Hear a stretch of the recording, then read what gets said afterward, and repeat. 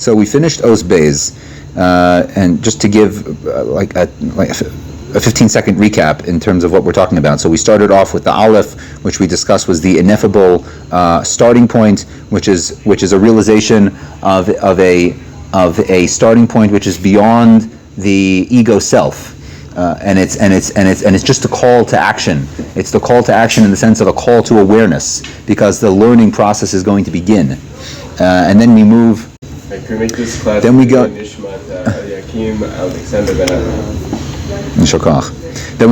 we moved over to the Beis, which is already the beginning of intelligible speech. Right, because the Beis is the first letter that actually makes a sound. The Aleph is completely silent. There's nothing that can be expressed there. The Beis is the beginning of things that start to make a sound. And what we see is that Beis, the letter Beis, means a house. And more generally speaking, it means a vessel. It means something that can contain content and give some type of concrete expression to something, which is why the letter, all these layers of meaning, they complement each other, right? Which is why the first letter, it is the first letter that has an actual sound. So we had the infinite, which is ineffable, moving into the very beginnings of content. And it was, as we saw the structure of the Beis, it also alludes to this theme as well, that we have the thick partition on top in order to keep the forces, right, the destabilizing forces of infinitude out. Right? That's something that's like the primary consciousness of concretizing something. You have to push all the other options out, right? Like making a choice. Right? Someone pointed out, I don't know if this is true from an etymological point of view, but the word decision is related to the Latin root for kill, like side, right? Like decide, right? To decide, there's an element of death there in that every other possibility is killed at that moment, which is a very morbid way of looking at it, but there is truth to that. Meaning, if you have a range of options, you have 100 options and you choose one, that means 99 have just died from that perspective. Yeah. So you have the okay, that's a possible, right? Okay, and if you like that term more, the point is that they don't exist anymore. Meaning you pushed them to the side, right? So there's that. There's the energy that's keeping the forces of infinitude right at bay, and then there's the thick partition on the bottom, which is the temptation to not stay focused. Right? It's like the lower forces that are pulling you out of a state of focus. Right? Practically speaking, it's the distractions that we experience. When you're going to make a decision, you experience distractions. Pitom, I remembered, I need to go do this. I need to go pick up something from the grocery store. I need to check something on the computer, etc., etc. All these little things that distract us from the focus, which is the beginning of making a concrete decision. So the top guarding infinitude, the bottom guarding the possibility for distraction, and then the sides are less, they're more permeable. As Daniel gave the great mashal, it's like the permeable cell membrane that some things it lets in, sometimes doesn't let in. Right, we need that as well. Other things of content, things that are of actual content and potential use. I think that's the nakuda I was trying to get to there. Things of content mean that they have potential use. So we want to be open to things that have potential use. So that's what it means, that the sides are more permeable. So that's Aleph and Beis. Quick recap of Aleph and Beis. It wasn't 15 seconds, it was more like 4 minutes, but that's okay. So jumping into Gimel. So a note before we get into Gimel. There is a theme that I believe is embedded in the nature of being itself, and we see this pattern many places, that the development is a double-edged sword. The whole paradigm of development, of growth in any context. Why is it a double-edged sword?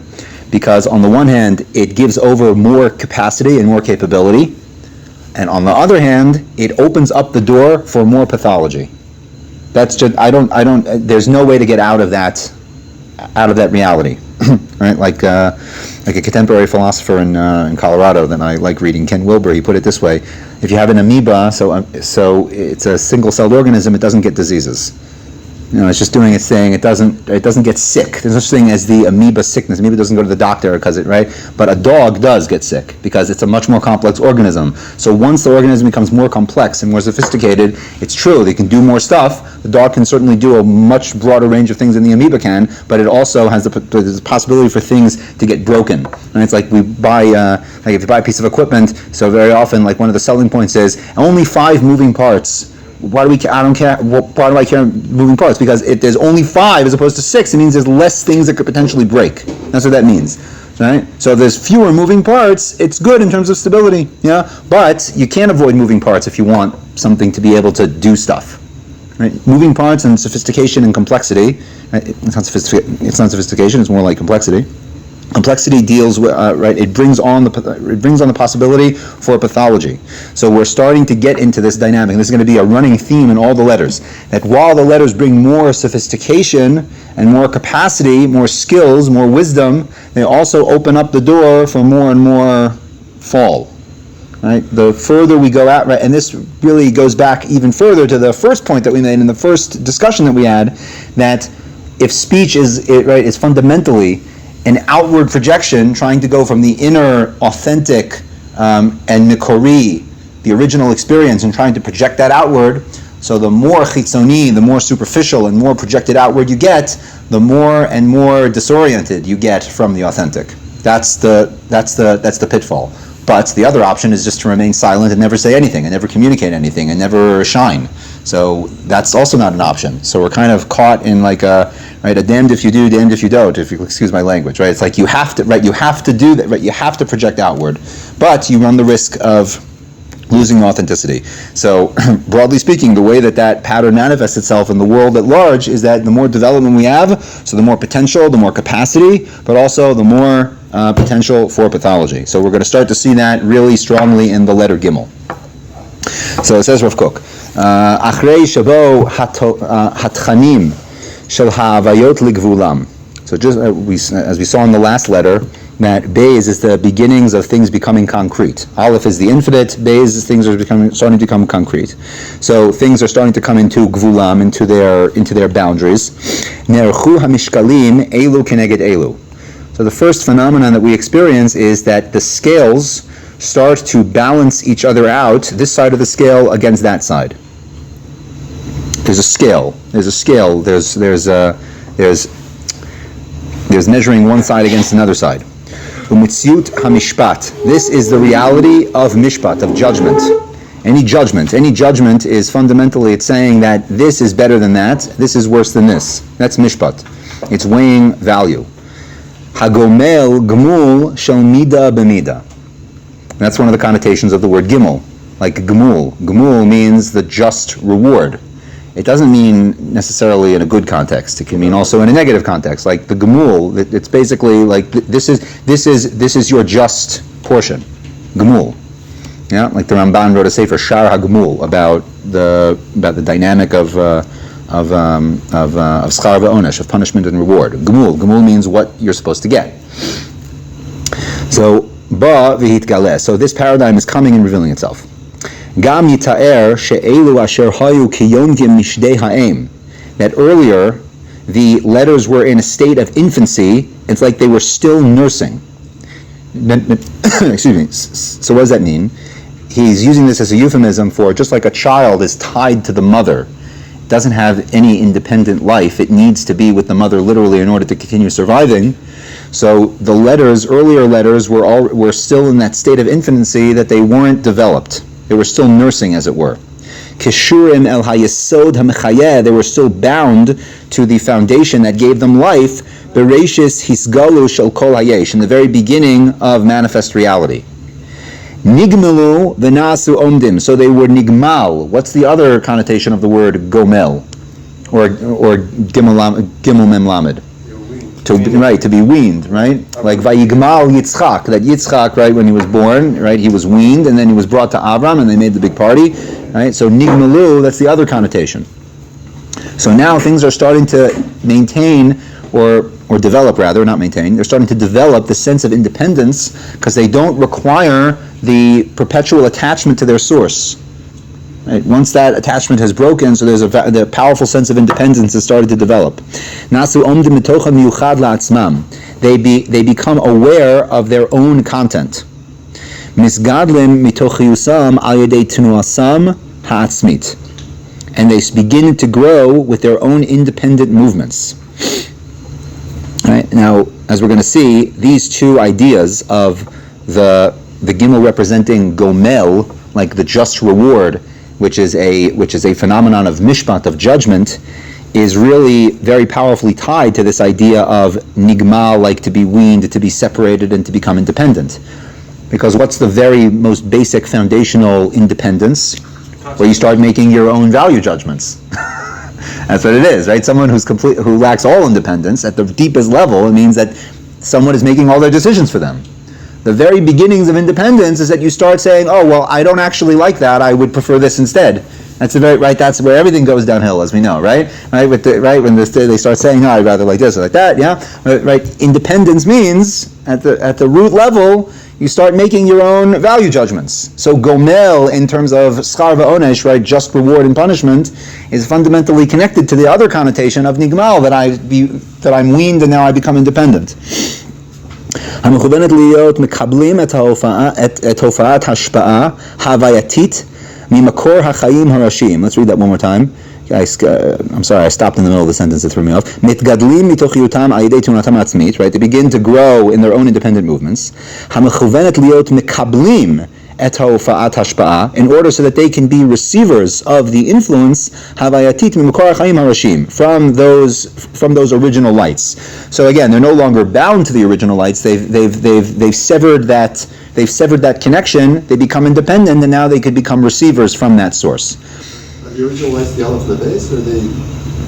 So I don't think that he's referring to Aleph and Beis specifically. He's referring to more the idea of source, like where the consciousness came from, or where the self came from, and now the self has severed that connection, and now has a more powerful sense of self. I don't think this is related necessarily to the previous letters as such. I think it's more general.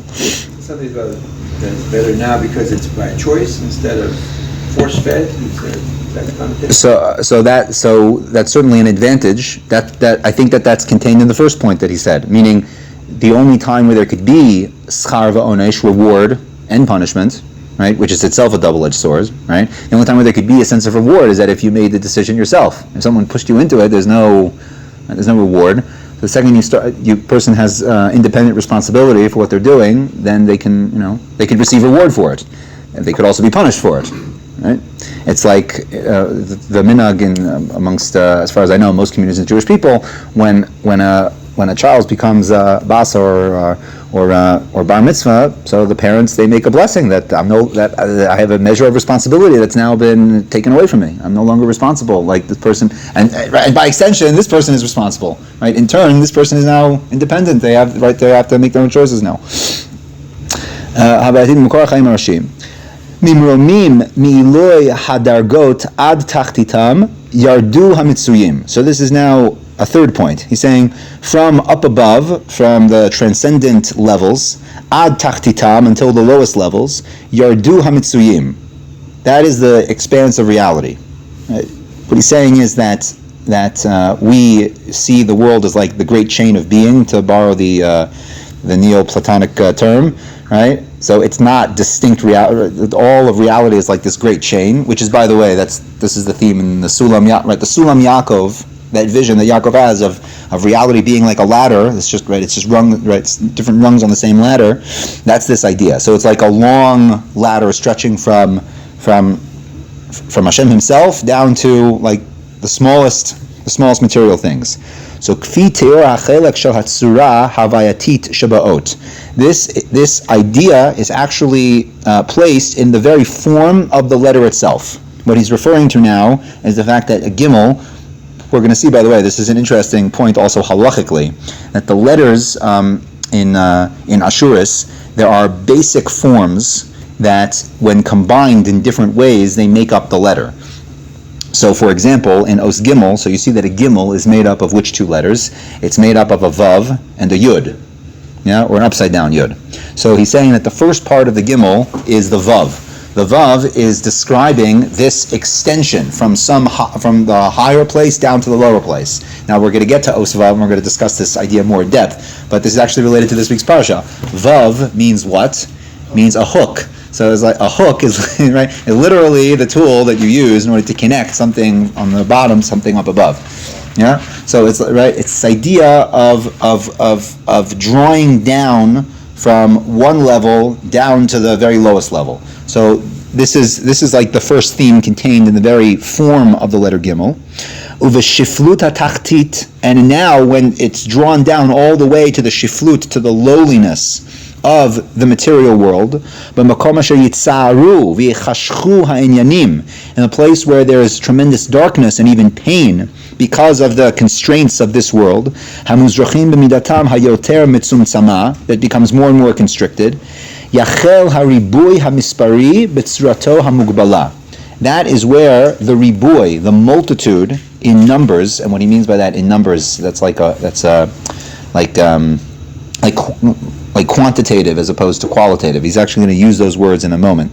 Echut as opposed to kamut. So this is where, in that strata, meaning the lowest strata of the material world, that's where the full spectrum of the idea of quantity, the experience of quantity, becomes to be manifest. B'tzura sha'atid laharot ribuyim, in its form that will begin to show ribuy, like the multitude. She'ein mekoram ha'achduti nikar bahem. And what does that mean, multitude? This is the definition of multitude. It means that their unified source is not recognizable. That's what that means. Multitude means that the common source of the thing is not readily felt, not readily experienced.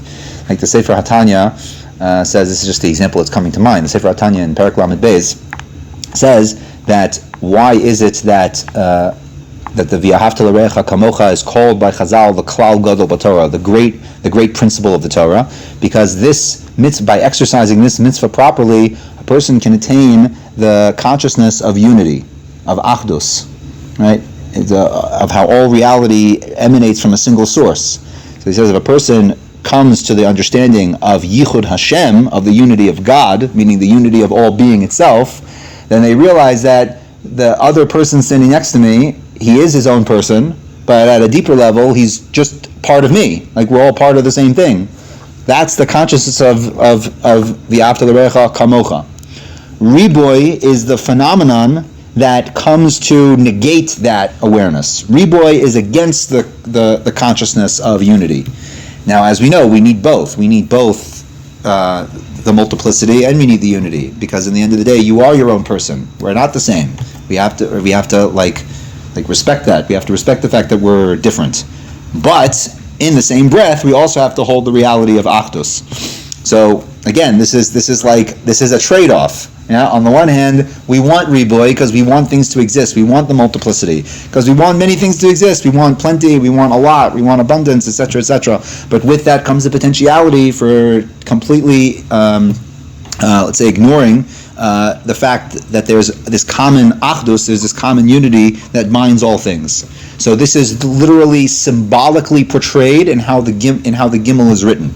The Vav, which is symbolizing going from the highest of highs down to the low, meaning from the spiritual source down to the material world. And at the very bottom is the Yud, which is 10, connoting multiplicity. So it's like the upside down Yud. It's the fallen Yud at the end of the descent down into the world. It's literally a symbol. It's like a little hieroglyph, right? It's like showing you what's going on.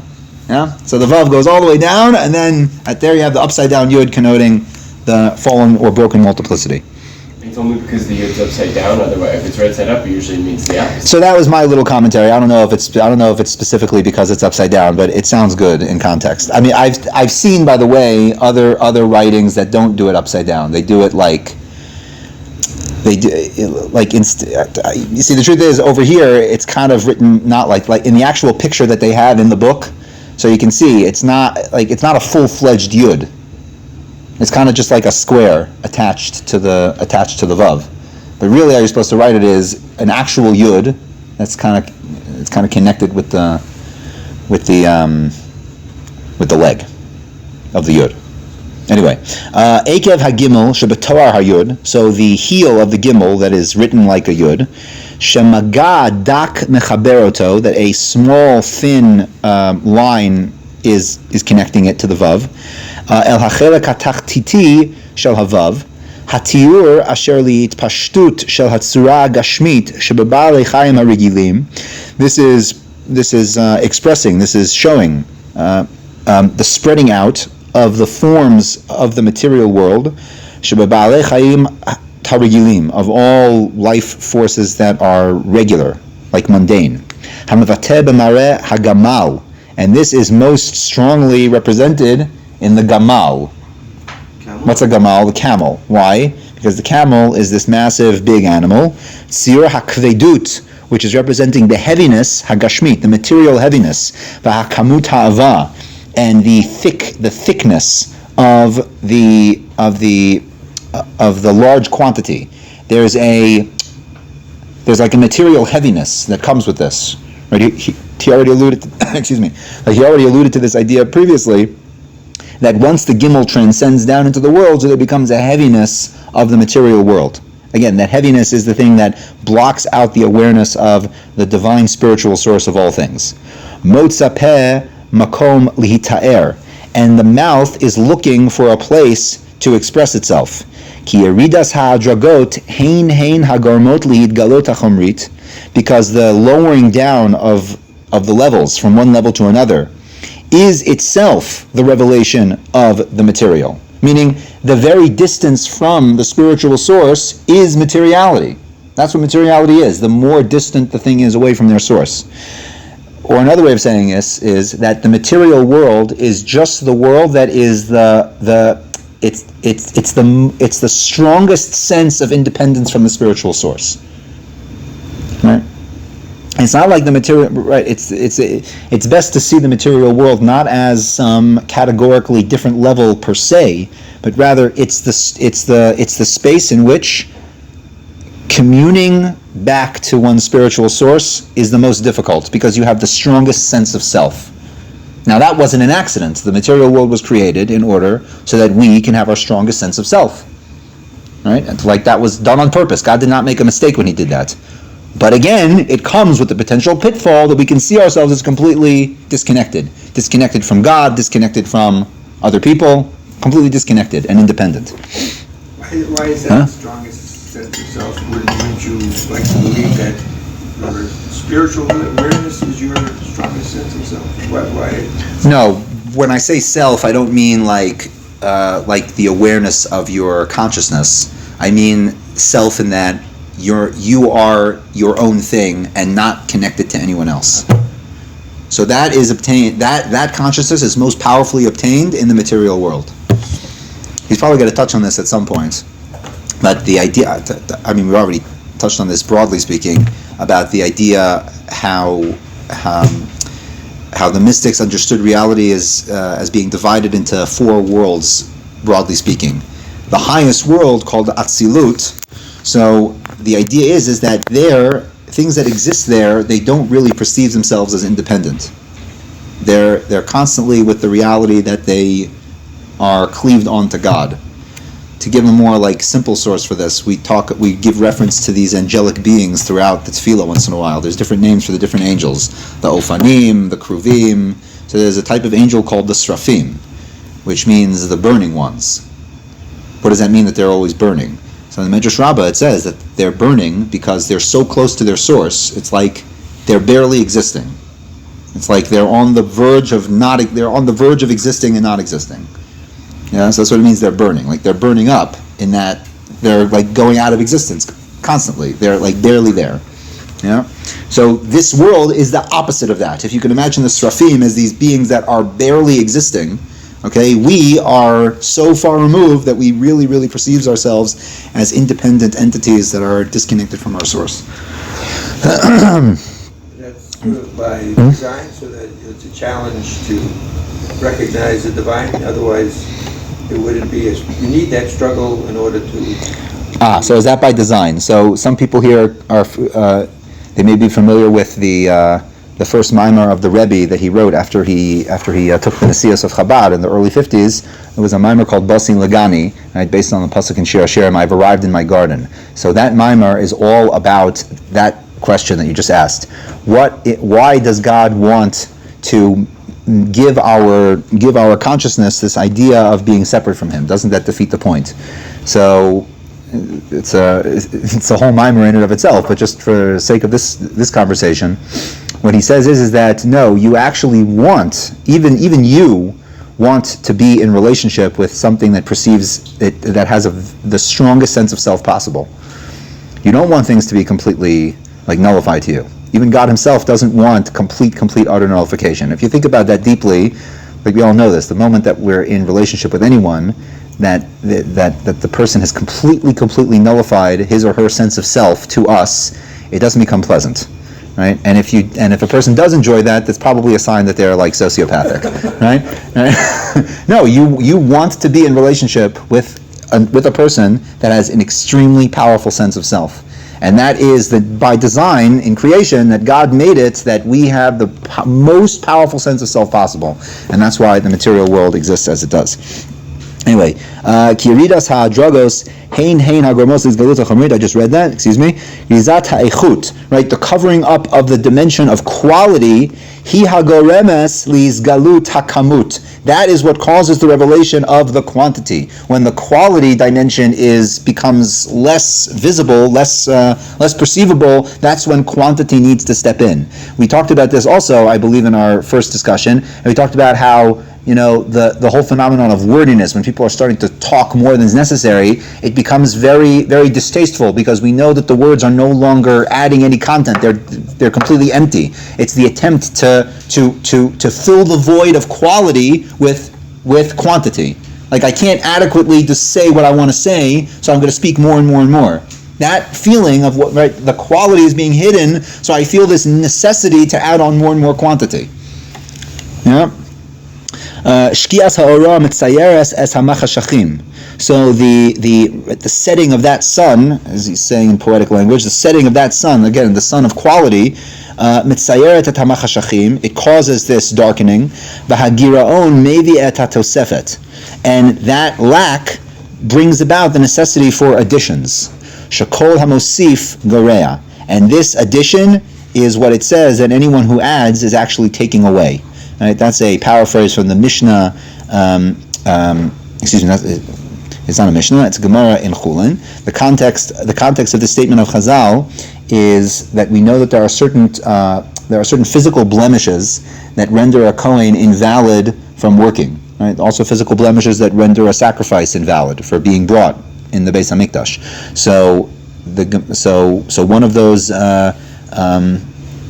Just a general category of blemishes is that someone's missing a limb, like a Kohen is missing a finger, God forbid. So he can't be a Kohen, or he can't work in the Beis Hamikdash. Rather, he is a Kohen, he just can't work in the Beis Hamikdash. So the halacha is that also if he has an additional finger, right, if he's born with a sixth finger, which can be surgically remedied, by the way. If a person removes the finger, he no longer has the mum. But the Gemara asks, why is that a mum? Meaning the Torah only says if he's missing a limb. What's the problem?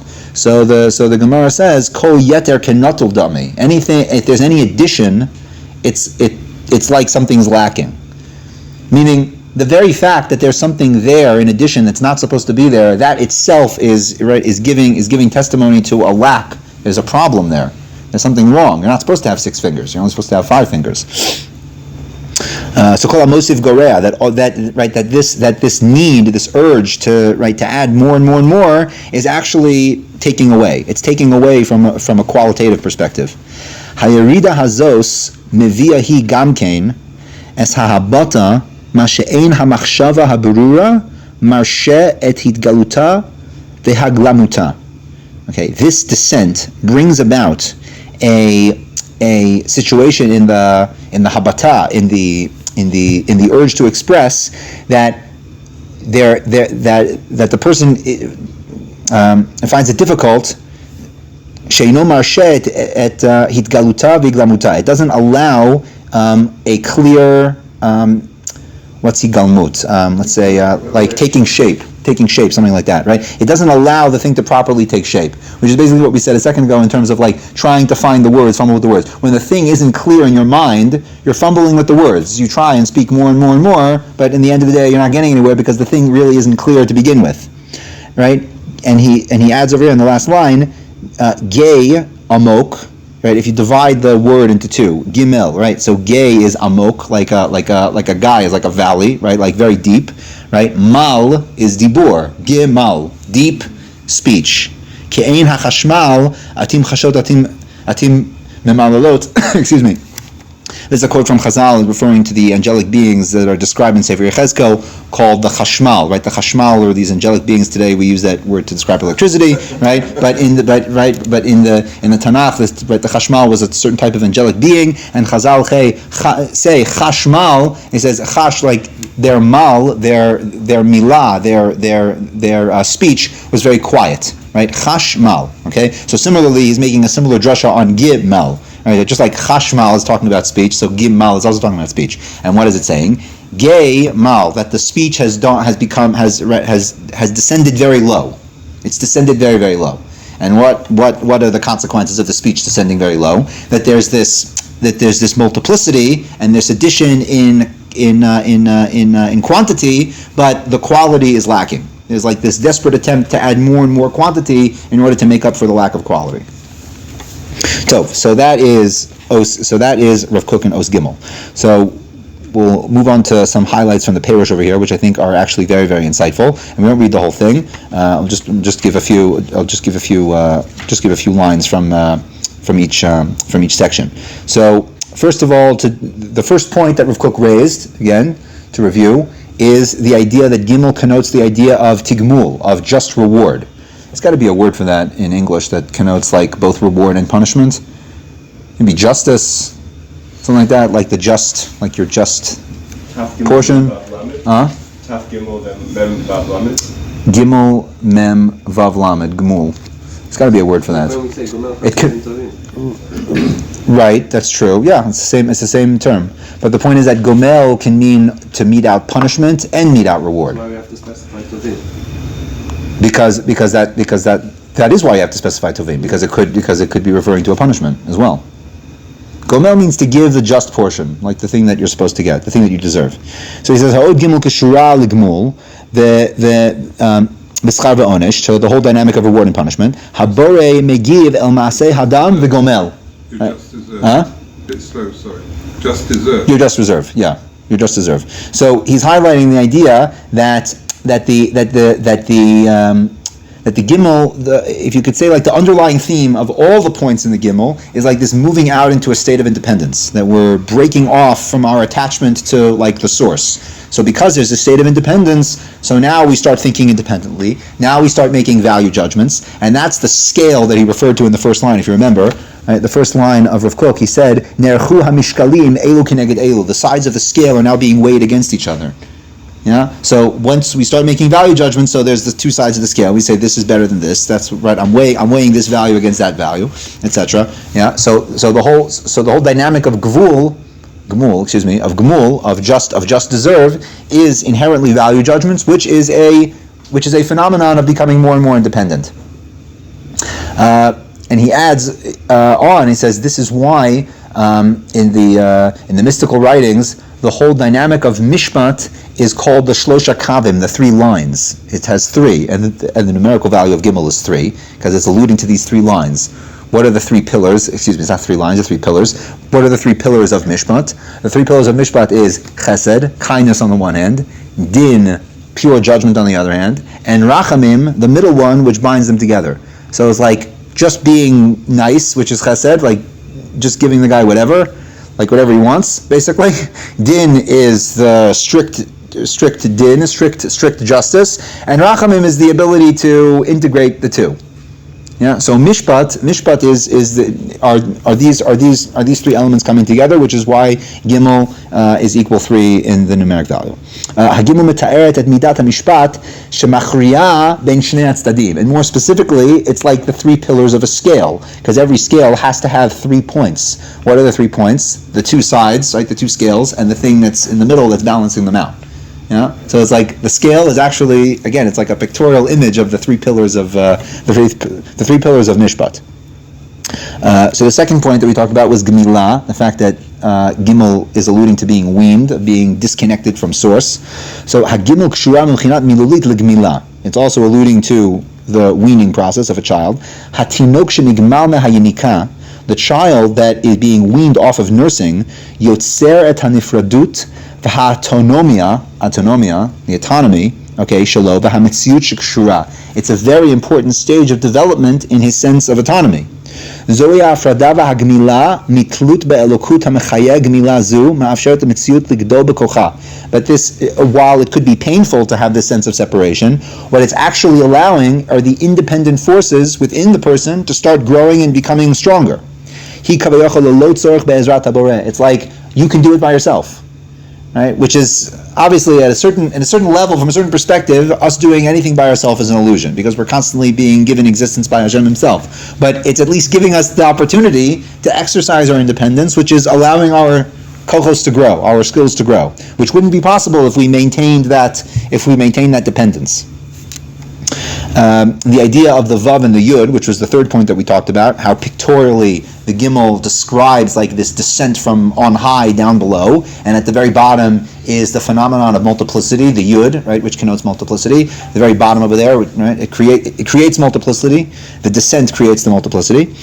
Shemisamel hashpa'a mimarom shiored v'nechleshas. That as it goes more, this is actually an interesting point for Os Vav. Please God, we'll get there eventually. But if you look at, if you just picture a Vav in your mind, so at the top it's thick, and then it descends further and further and further, and gets thinner and thinner until it comes to a point at the bottom. That's how an Os Vav looks. So it's like, this is the idea. It has, right, it starts out strong, so to speak, in its spiritual source, and then as it descends further and further and further, it gets weaker. I mean, again, the clarity of the existence of the source itself becomes weaker and weaker as it descends further and further down. And this is the trade-off of the Gimel. On the one hand, if we become more independent, and it gives us the opportunity to grow and develop our strengths and talents. But on the other hand, the source becomes less and less discernible.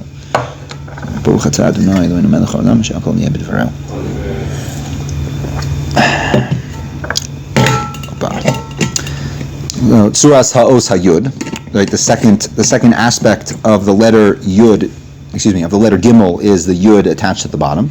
Ha'yud mesamelet et hariboy va'perud. The yud, it represents the idea of massive quantity as opposed to quality.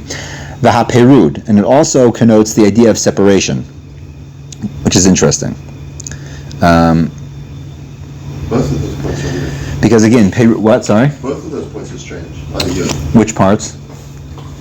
Multiplicity on the yud. The yud's the ultimate, like yud kei vav, okay, so it's beginning of God's name, and so on and so forth.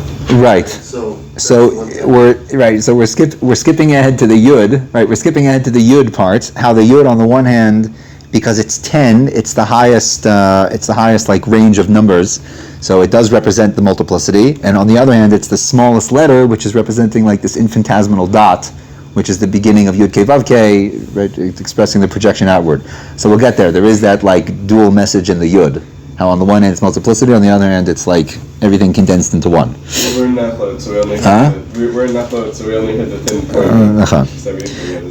שמחובר בחיבור לא כל כך איכותי לעליונים, וקשרו לאחדותו מעורפלת ממשהו. So he adds this point that Rav Kook added in, that the Yud part of the Gimel is connected to the Vav part bechibur dak, with a very thin line. Right, the thickness and the thinness of the different parts of the letters, which has halachic significance, by the way, that's why he's honing in on them. Right, the fact that one part is thick and one part is thin, so Rav Kook he adds his commentary in there to what that means, like what's the significance of that. So he says that multiplicity, which is at the bottom, right, in the material world, it's only connected very, very thinly to the thing that leads back up to its source. It only has a very, very thin connection. Like the connection is not so discernible. It requires a lot of work to be conscious of the connection to its source.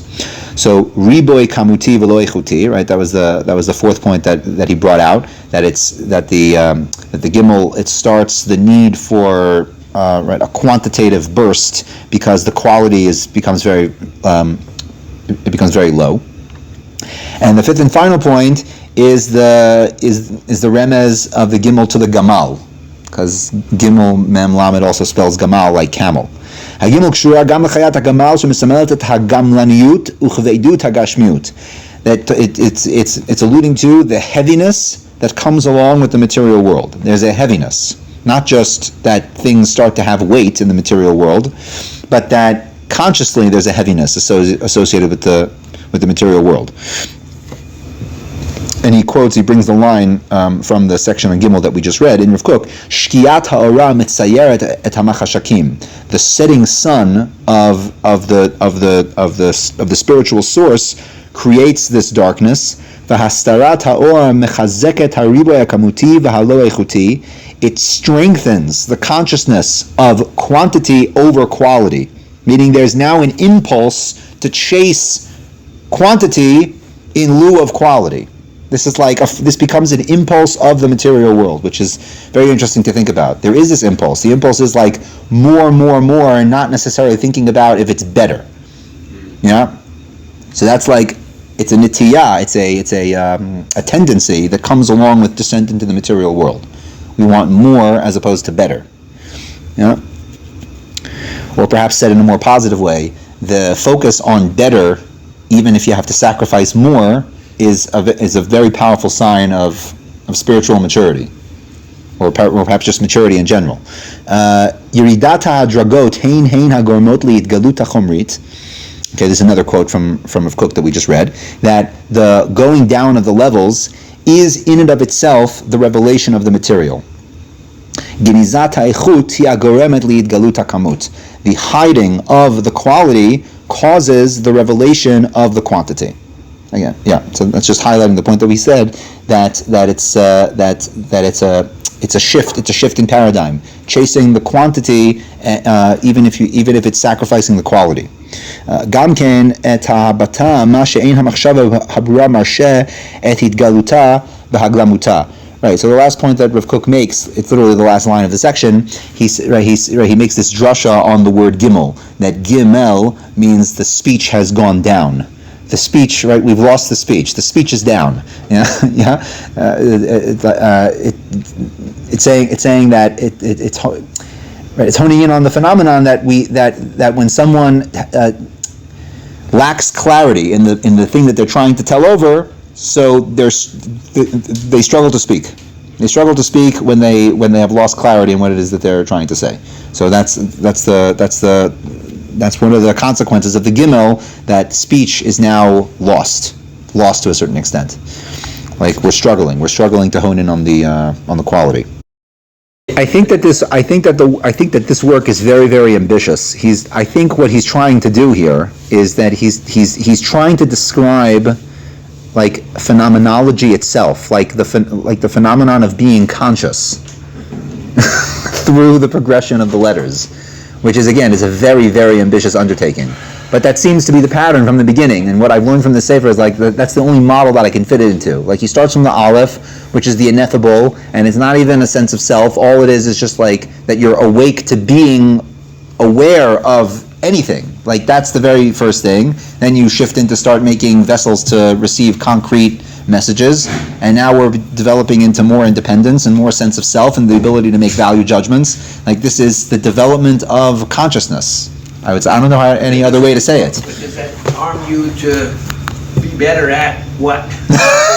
That would make you better at everything. I mean, if you're, okay. I think that like there's a great line from Rav Dessler Zatzal in Nichtam Eliyahu. He says that the deepest understandings of free will is that the only thing that you really have free will over is your state of mind. Like, if you really think about it, that's really the only thing that you have free will over. So the more tools that we have to understand the state of mind, i.e. human consciousness, like the deepest recesses of human experience, so like that just makes the person stronger in every other area. It makes them aware of what's actually going on, what's going on within, what's going on without, right? The interaction between the two. I think that just makes the person overall more strong of a person. That's like the best answer that I can give you. I'm also fumbling over here. Like he's warning you as we're reading. He's warning. He's like, listen, don't try to talk about these things. It's like, don't even bother. You're not going to succeed. You're not going to, right? So we're doing our best.